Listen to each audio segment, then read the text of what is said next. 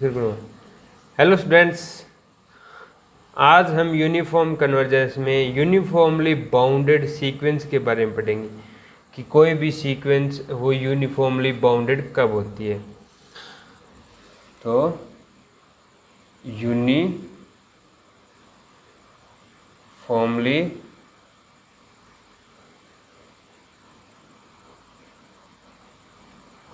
Bounded sequence. तो हम एक सीक्वेंस ऑफ फंक्शन लेते हैं, ठीक है, फंक्शंस की sequence. Let f N x be a sequence of functions. तो ये हमारी एक फंक्शंस की सीक्वेंस है, तो ये बाउंडेड कहलाती है फॉर ईच फंक्शन। तो इसके अंदर सारे के सारे फंक्शन है, ठीक है। Then f N x is uniformly bounded if for all x belong to x। तो हमारे जो फंक्शन है एफ एन एक्स सारे के सारे वो x के ऊपर डिफाइन है, ठीक है, क्योंकि ये हमारे क्या सारे फंक्शन है। f1 भी फंक्शन है, f2 भी फंक्शन है, f3 फंक्शन है। कोई फंक्शन है उसके लिए कोई ना कोई डोमेन तो होना चाहिए ना, तो वो सारे फंक्शंस के लिए जो डोमेन है वो x है, ठीक है। तो इफ फॉर ऑल x के लिए देयर एग्जिस्ट ए m, एक m ऐसा एग्जिस्ट करता हो हर एक x के लिए such that F N X का modulus is less than equal to m for all n belong to natural number. इसका मतलब हमारे जितने भी फंक्शन आ रहे हैं, f1x भी एक फंक्शन है, f2 भी एक फंक्शन है, f3 भी एक फंक्शन है, f4 भी एक फंक्शन है, ऐसे ही fn एक फंक्शन है। तो सभी के सभी फंक्शंस किसी एक नंबर से बाउंड हो जाने चाहिए for all x belong to x, ठीक है। तो पूरे डोमेन में कहने का मतलब हर एक फंक्शन इस सीक्वेंस में हर एक फंक्शन यदि बाउंडेड है तो हमारी जो सीक्वेंस है वो यूनिफॉर्मली बाउंडेड कहलाएगी, ठीक है। अब ऐसा देखो, कई बार क्या होता है, कोई एक पॉइंट उठा लेंगे हम, सी पॉइंट उठा लिया, ठीक है। सी पॉइंट के करस्पॉन्डिंग एक हमारी रियल सीक्वेंस बन जाएगी। क्या है कि हम क्या करेंगे, इस फंक्शन को इवेल्युएट करवा लेंगे कहाँ पे, सी पे, तो वो एक रियल नंबर की सीक्वेंस बन जाएगी। तो वो तो बाउंडेड मान लो हो रही है, लेकिन C2 ले लिया हमने, C2 के करस्पॉन्डिंग नहीं हो रही है वो बाउंडेड। तो ऐसी सीक्वेंस ऑफ फंक्शन को हम पॉइंट वाइज बाउंडेड बोलेंगे, यूनिफॉर्मली बाउंडेड नहीं बोलेंगे। तो इसके ऊपर एक एग्जांपल लेते हैं हम। एग्जांपल,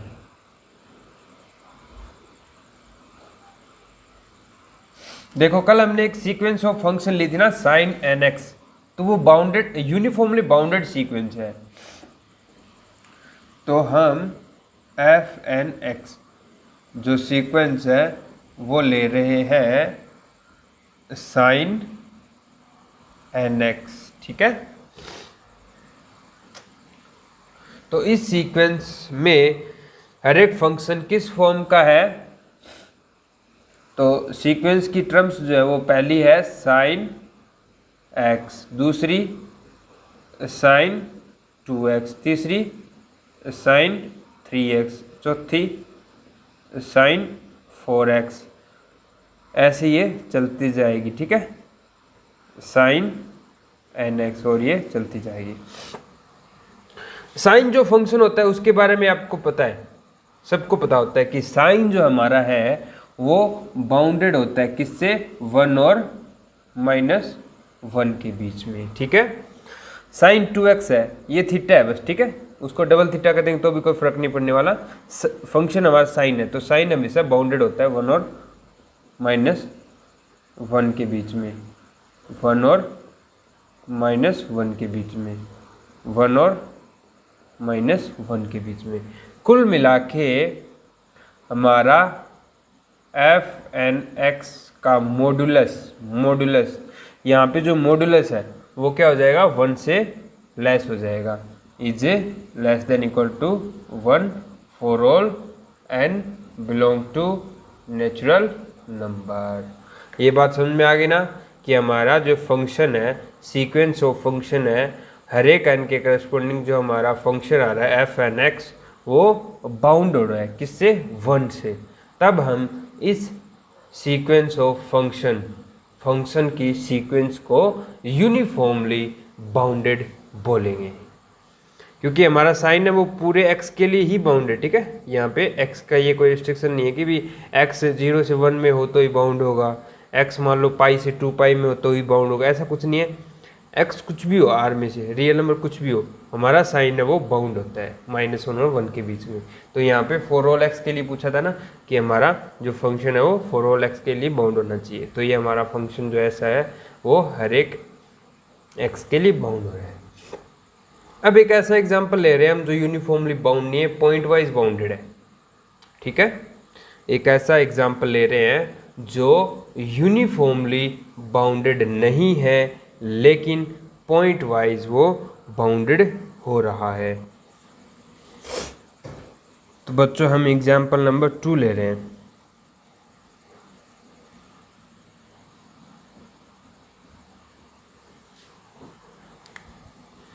तो एग्जाम्पल हमें दे रखा है, एक सीक्वेंस दे रखी है फंक्शंस की एफ एन एक्स।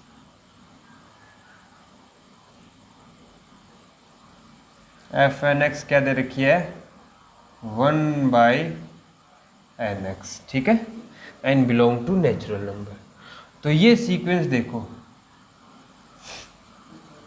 अगर हम सी को कांस्टेंट कर दें, कोई भी नंबर ले लें, मान लो c इज फाइनाइट या फिर x बराबर c, हमने एक फाइनाइट नंबर ले लिया। ठीक है, अदर देन जीरो ले लो। ठीक है, तब देखो हमारी सीक्वेंस है वो कहाँ जा रही है, या फिर हमारे सीक्वेंस के टर्म जो है वो क्या आएंगे, पहला टर्म क्या आएगा 1/c, दूसरा टर्म क्या आएगा 1/2c, तीसरा टर्म 1/3c, और ऐसे चलती जाएगी। तो हमारी सीक्वेंस की हर एक टर्म किससे छोटी आ रही है, 1/c से छोटी आ रही है। Then f N x is bounded by, या फिर एफ एन सी। ठीक है, f n c is bounded by 1/c। तो ऐसे केस में हमारी सीक्वेंस है वो कन्वर्ज कर रही है, तो इसलिए हम इस सीक्वेंस को, सीक्वेंस ऑफ फंक्शन को बोलेंगे पॉइंट वाइज बाउंडेड। देखो इस केस में अगर कोई x की एक पर्टिकुलर वैल्यू रख रहे हैं c, तो हमारी जो सीक्वेंस है वो बाउंड हो रही है। ठीक है, 1/c से।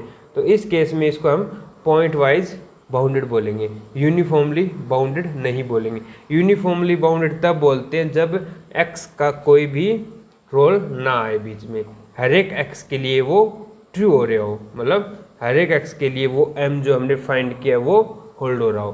तो यहाँ पे हर एक x के करस्पॉन्डिंग अलग अलग m मिल रहा है। अब हमने x ही चेंज कर दिया, हम x को ही वेरिएबल ले रहे हैं, x को पर्टिकुलर फिक्स नहीं कर रहे हैं, हम x को ले रहे हैं, मान लो लेट, या फिर हम मान रहे हैं लेट x बराबर 1/n²। अगर हम x को 1/n² लें, मतलब n के साथ साथ हमारा x अगर चेंज होता हो, तो हमारे जो सीक्वेंस ऑफ फंक्शंस हैं वो देखो क्या होंगे।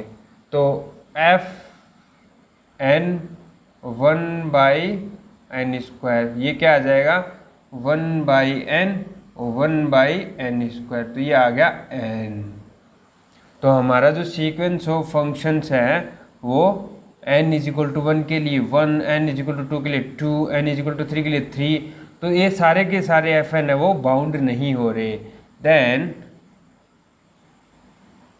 fn 1/n² tends to infinity. इसका मतलब हमारी जो सीक्वेंस ऑफ फंक्शन है वो बाउंड नहीं हो रही, n टेंड्स टू इन्फिनिटी के लिए ये इन्फिनिटी आ रहा है, इसलिए हमारा जो सीक्वेंस ऑफ फंक्शन है वो यूनिफॉर्मली बाउंडेड नहीं है। तो ये था आज का हमारा टॉपिक यूनिफॉर्मली बाउंडेड। तो समझ में आया अच्छे से? इसके ऊपर आप एक्सरसाइज करना। Thank you.